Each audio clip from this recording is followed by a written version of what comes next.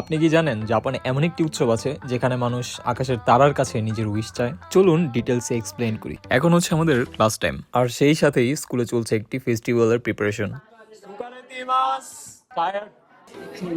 তানাবাতা বা star festival, এই ফেস্টিভ্যালের সাথে জড়িয়ে আছে একটি সুন্দর প্রেমের গল্প। একজোড়া কাপল যাদের কাঁধে কিনা ছিল বিশাল দায়িত্ব, কিন্তু তারা তাদের ভালোবাসার কারণে সেই দায়িত্ব ভুলে যায়, আর ভুলে যাওয়ায় সেই অভিশাপ স্বরূপ তাদেরকে আলাদা করে দেওয়া হয়। এরপর থেকে বছরে একবার 7 জুলাই তাদেরকে দেখা করার সুযোগ দেওয়া হতো। এর প্রেক্ষিতে তারা বাঁশের গাছে রঙিন কাগজে তাদের ইচ্ছাগুলো লিখে ঝুলিয়ে দেয়। তাদের ধারণা এই দিনে যা উইশ করা হয় তাই পূরণ হয়। তানাবাতা মূলত 7 জুলাইয়ের ফেস্টিভ্যাল হলেও অঞ্চলভেদে বিভিন্ন দিনে হয়ে থাকে, আর আমাদের এখানে হবে 5 আগস্ট। ওই দিন রাতে অনেক বাজিও ফোটানো হয়। যদি ফেস্টিভ্যালে পার্টিসিপেট করি তাহলে সেই ভিডিওটাও আপনারা দেখতে পারবেন।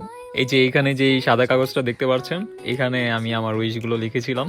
উইশগুলো এখানে জাপানিজে লেখা, আর এখানে আমাদের স্কুলের বিভিন্ন দেশের যেসব স্টুডেন্টরা আছে তাদের সবার দেশের পতাকা এখানে দেয়া। এখানে এই টিচার আমাকে শিখিয়ে দিচ্ছে কিভাবে এটা মেক করতে হয়। তো এগুলো এখন থেকে রেডি করে রাখা হচ্ছে, আর অনুষ্ঠান হবে হচ্ছে 5 আগস্ট। এখানে মানুষ শুধু উৎসবই করে না, নিজের স্বপ্ন আর ইচ্ছেগুলো মানুষের সাথে শেয়ার করে। আর ইন্টারেস্টিং বিষয় হলো এখানে প্রত্যেকটা সাজসজ্জার পেছনে থাকে আলাদা আলাদা অর্থ আর জাপানিজ সংস্কৃতির গল্প। আর জাপানে এসে যে আমি নিজের চোখে এই উৎসব দেখতে পারবো বা দেখছি, এটা আসলে অনেক সুন্দর একটা এক্সপিরিয়েন্স ছিল।